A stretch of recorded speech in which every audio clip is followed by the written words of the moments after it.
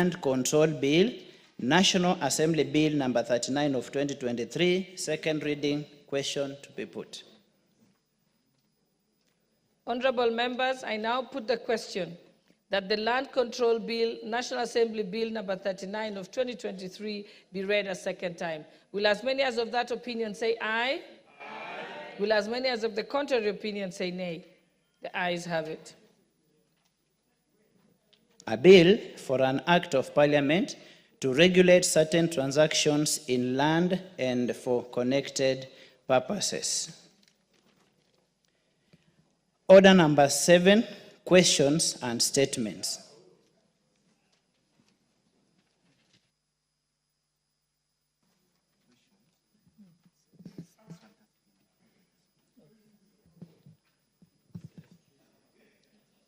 Honorable members, I think we have several statements.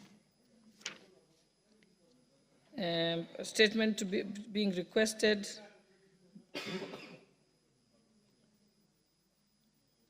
Yes, the Honorable Abdi Bare, member for Tarbaj.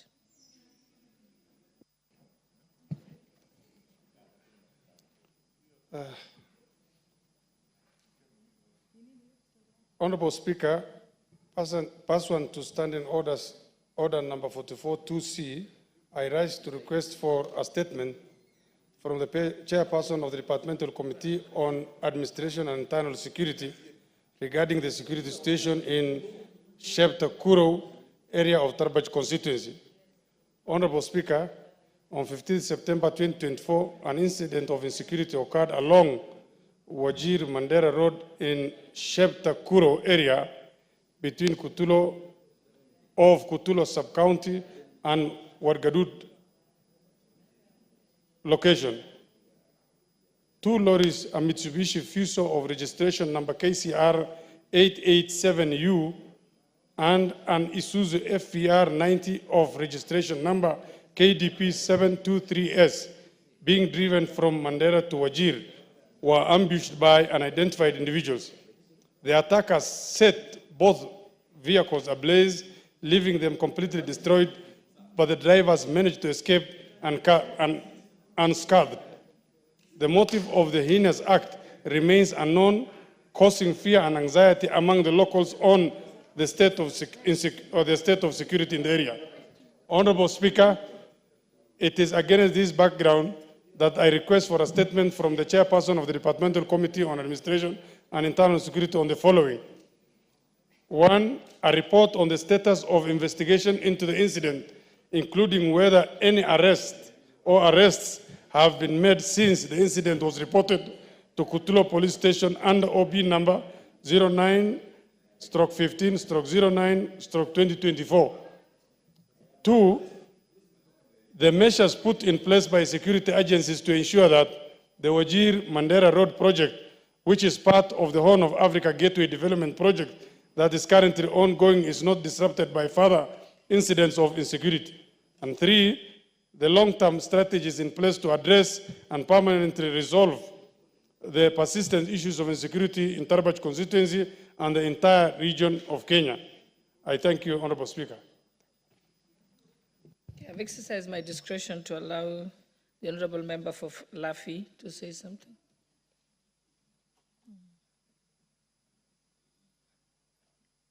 They're giving you the mic. Yeah. Thank you, Madam Speaker, for giving me this opportunity. May I take this opportunity to thank Honorable Hussein, member for Tarbaj, for coming up with this statement. Madam Speaker, it is a concern. I have an interest on this statement. The owners of the said vehicle, one of the owners comes from my constituency, which is Lefe, and the other one comes from the neighboring constituency, which is Mandera South. This incident happened on September this year. Up to date, we have me and the honorable member and the member for Mandera South. We have been together on this matter, and we have at least make sure that no other incident happen in that area. We have brought the community together, but kindly, Madam Speaker, I want you to help us on this, because since September, we have not get any report concerning on this from the security department. We even went up to the area and had a meeting with the security department, and they have assured us that they will give us report in due course. Almost 4 months later, we don't have any response. So kindly, we request you, the chair of security, to kindly, before we go to recess, to give us a response on this. Thank you, Madam Speaker. Yes, I don't see the chairperson for Committee on Administration and Internal Security, but Majority Whip, I'll leave that to you. But probably they can do what the Speaker directed yesterday for a similar case, that instead of writing a letter to the Internal Security, is to summon Indeed it's true, Honorable Speaker. It may really not be practical to have the response in just about 2 weeks, like you've said, because like the Honorable Member has requested, owing to the fact that, Honorable Speaker, we are proceeding for recess and ELA games sometimes next week.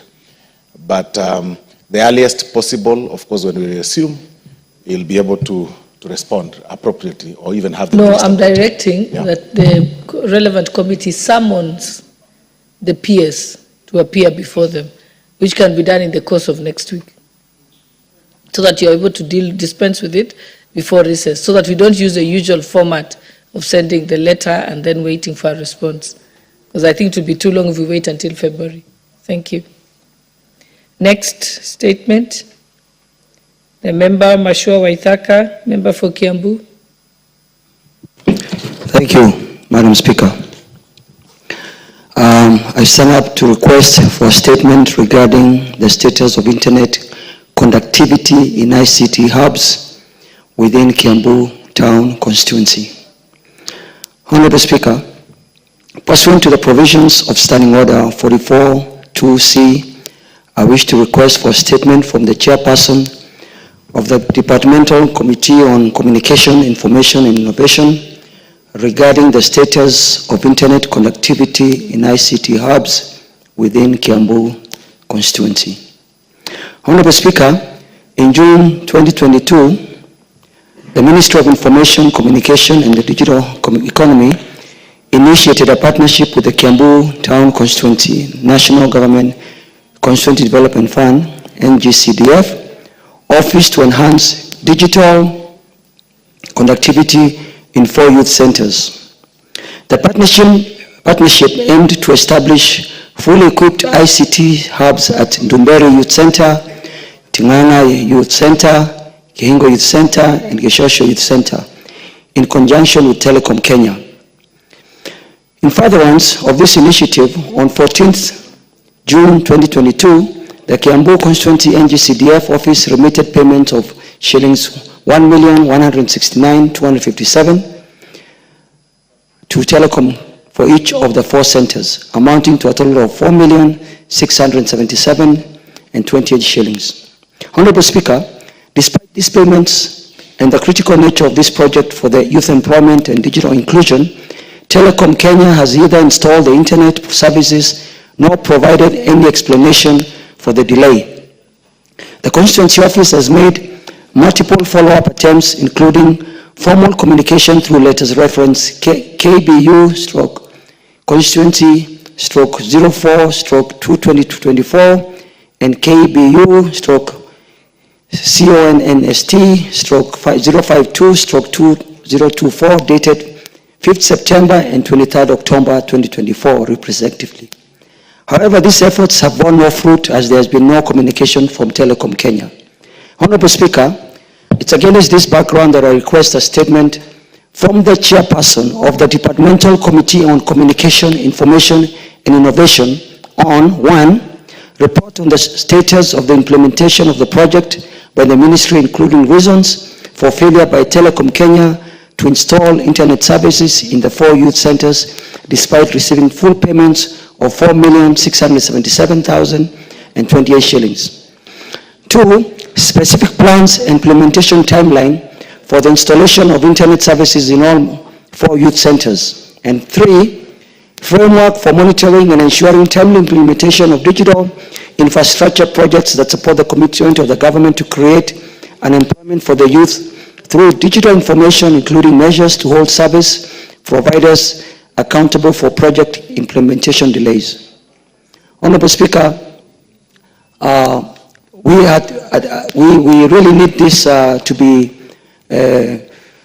be confirmed so that we can know the status, because we are very ready to implement our youth centers, but we've been frustrated by Telecom Kenya. So I would urge, Madam Speaker, that the chairperson avails this report as soon as possible. Thank you, Madam Speaker. Yes, Honorable Busia, what is it? Thank you, Madam Speaker. The statement by Mheshimiwa is just coming at the right time when I was hosting the ICT ministry in my constituency. And Madam Speaker, I really invited a lot of youth who are using these ICT apps. And there's a lot of employment happening in ICT centers. Shockingly, I learned that only 110 constituencies have undertaken this initiative of establishing ICT apps. So, Madam Speaker, one of the key issues that was raised in that forum was the slow internet the ministry has installed. Madam Speaker, I would like to request you guide us also when they will be answering the issues of ICT apps in Kiambu. They also address this issue countrywide so that our young people can access faster and reliable internet, Madam Speaker. Thank you. Again, I think on this issue, the most efficient way, given that we are going on recess, is to actually have the committee summon the PS ICT because they are the ones who can put pressure on Telcom. I think that would be a more efficient way. Do you agree, Honorable Member for Kiambu? And so I direct that the Honorable Majority Whip, you ensure that that happens. You don't seem to be taking notes. Yes, yes, thank you, Madam Speaker. Thank you. Yes, Honorable Mugambi.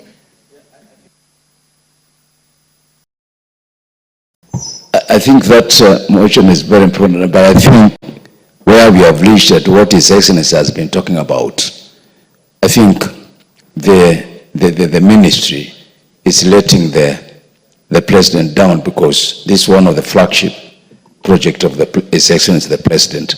There seems to be a bit of disconnect, Madam Speaker, between the constituency offices, between the ministry itself, and what we and who is supposed to be doing what. So I think this is good that you direct as a matter of priority that we need to get a response, because some of us are going to implement the ICT centers from these long holidays. We understand that the CDF has released some money. Some of us have gotten some partners, and we are launching this project. My constituency, we are going to launch 5 of them, and we hope by July, where everything will be operational. But with all these issues of telecommunication and internet, if they are not taken in advance, we will not be able to implement the project fully. Thank you, Madam Speaker. Yes, I agree, and I hope that the Majority Whip, whom we've directed to ensure that the ICT committee convenes a meeting in the next week before the recess. For clarity, Honorable Speaker, that's while I take instructions and must oblige, Honorable Speaker, with the principle of adequate timeline for summon and responses. If the summons are served upon the ICT ministry tomorrow, for instance, Honorable Speaker, then it means that they'll seek to appear before the committee maybe sometime next week, Monday or Tuesday. We will be proceeding for recess. Then how soon would they be required to make their report tabled, or to have the report tabled before this House, Honorable Speaker? It again beats logic. At the end of it all, we'll end up having both reports tabled here in February, or sometimes in February. But I agree with you. will instruct the committee appropriately and the chairman to summon the ICT ministry. I think the rule behind, the idea behind the rule, or the logic behind the rule, that they are given time to respond is when it is something of complexity or that they have to ask another state department. But I think this issue of ICT hubs is on the top of government agenda. I think it's been a subject of discussion among the constituency MPs who have actually been, I mean, it's been put at their desk that it's something they must deliver. And so it's not going to take rocket science for the ministry to be able to respond on it. They must have a list of how many have they done, and if they listen to it, the issues. And I think the member for Kiambu will attend that meeting, and any other member that has a similar problem, and then it can be resolved, because we have to be efficient. Yes, Honorable Pukose. Madam Speaker, I think with the time limit that we have before we go into recess, this is something that many of us, me included, for NDBS, have been following and even had a discussion with their peers. He even gave me somebody who was responsible. But without, even with following with that, because my ICT app has been operational, but the problem is the internet. Even with that, it is not been able to actionize. So I thought maybe he needs to present a list of all the constituencies with the ICT hubs and indicate to us what actionable program he has. Because if he just comes to respond in generality, I think it is not going to assist us, because we've been following him and the peers just talks and is not doing anything. Even the people he gives us, we call them, they promise to do something, but they are not doing anything. And I think it is very frustrating, actually. You go to the constituency, I've even spent money to put the Safaricom to see if it can assist. And you see Honorable Nguna is also agreeing with me. So I think something has to be done that can be able to be actionable, because they've indicated to us that they have put cyber, this cyber, I think the network, which is supposed to be accessible, free through, I think, Kongsa City and all that. But all with that, nothing is happening. And I think, I don't know whether the PS and now the new CS have an idea on how the frustrations Kenyans are going through, especially the youths. Because when the president goes to a place and he says, we put ICT hub, it is now, people can now be able to access. But on the ground, people know that these things are not working. So it makes whatever statement the president is making to look ridiculous, because people are not, it is not working. People are asking themselves, you see, the head of state has good intentions, but his people, the PS and the CS, they are not doing what they should be able to do with the people within that ministry. Yeah, and that's why I'm saying this is a very urgent matter, a majority whip. And I think you take the sentiments of Honorable Pukose, and that must be in the letter to the summoning the PS, just explaining that these are the frustrations that members of parliament are facing, and so on, so that he will come with an answer. And does it, like I said, doesn't require time. Okay, thank you. Let's move to the next one. The Honorable Member for Nandi Hills, Honorable Bernard Kitur. Thank you, Mr. Speaker. Madam Speaker, sorry. I wish to request a statement regarding illegal organ harvesting in Eldoret City. Honorable Speaker, pursuant to Standing Order 44-2C, I wish to request for a statement from the Chairperson of Departmental Committee on Health regarding the alarming rise of illegal organ harvesting, particularly kidney harvesting, in Eldoret City and its environs. Honorable Speaker, in June 2024, a distressing case was reported to me by Mrs. Leah Chepkorir regarding a 22-year-old son, Mr. Amon Kipruto Meli. According to the report, her son's kidney was harvested at Medihill Hospital. after he was lured by the facility with an offer to donate the organ at a fee of 600,000 shillings. Thereafter, he developed medical complications associated with organ harvesting. Subsequently, this incident was reported to Langas Police Station under OB number 41, dated 31st August 2024. This is just one among many undocumented cases of illegal organ harvesting by a syndicate operating within our country. Multiple reports have implicated Medihill Hospital, which is claimed to be facilitating illegal kidney transplants, organ trafficking, raising significant concerns about possible collusion between the hospital and criminal syndicates who exploit medical infrastructure for illicit organ trade. Honorable Speaker, the legal framework governing organ harvesting in Kenya is outlined in Section 80 of the Health Act, Cap 241. This legislation stipulates penalties of up to 10 million shillings or imprisonment of up to 10 years for organ harvesting or trafficking. However, these penalties appear insufficient to deter perpetrators of this illicit trade, which operates in secrecy. Honorable Speaker, it's against this background that I request for a statement from the chairperson of the Departmental Committee on Health, addressing the following. 1. The current status of the investigation regarding the case of Mr. Amon Meli reported to Langas Police Station. 2. The scope and the status of the investigation into allegations of illegal kidney harvesting by Medihill Hospital. 3. The measures being implemented to ensure compliance with ethical standards and national laws regarding organ donations and transplants by healthcare institutions. 4. The strategic initiatives undertaken to identify and dismantle local and international criminal syndicates involved in illegal organ harvesting. 5. The protective measures being implemented to safeguard vulnerable population from illegal organ trade. And 6. The comprehensive support framework established for victims and survivors of organ harvesting, including compensation, medical care, and counseling services, along with specific rehabilitation programs currently in place or planned for implementation. I thank you, Madam Speaker.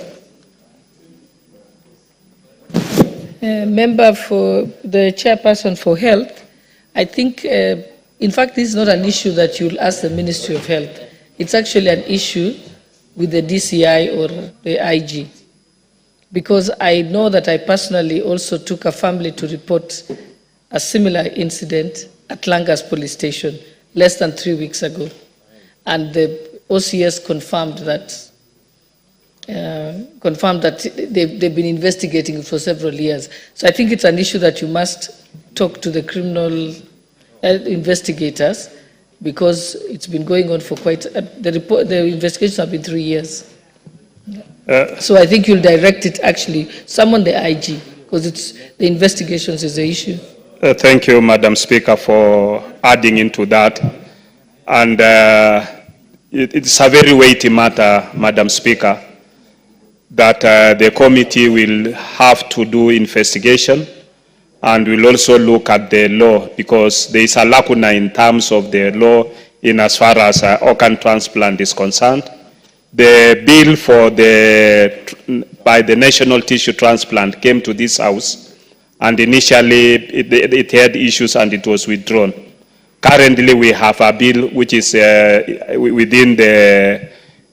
our drafting office at the pre-publication scrutiny, and we'll be able to have a law that will govern that. But meanwhile, these are very serious allegations that I think even the public must have concern when you talk about people harvesting organs from unsuspecting Kenyans, and even doing organ trafficking, which means it goes even beyond the borders. And therefore, your direction that we have to call the IG, and we'll also have to visit Eldoret and also go to Langas, where the matter was reported, and find out what have they done. And we'll also need to see this, go to this Medihill Hospital and look at how many cases they've been able to do organ transplant in that place, and also seek public opinion, members of public, anybody with information to that effect to volunteer to the committee so that we can prepare a comprehensive report. In view of the fact that we are going on recess, I would ask Honorable Speaker that using standing order number 1, that this matter does not lapse with the Parliament going on recess, so that the committee during its recess period can do a thorough investigation on this and allow us to report to this House when Parliament resumes from recess. Thank you, Honorable Speaker. I think, Honorable, because you can, as chairperson, you can send a request to the substantive speaker to be allowed to sit during the recess, or at least convene at that time your committee. But there are two aspects here. There is the law that's being developed, but there is also the aspect that criminality has occurred.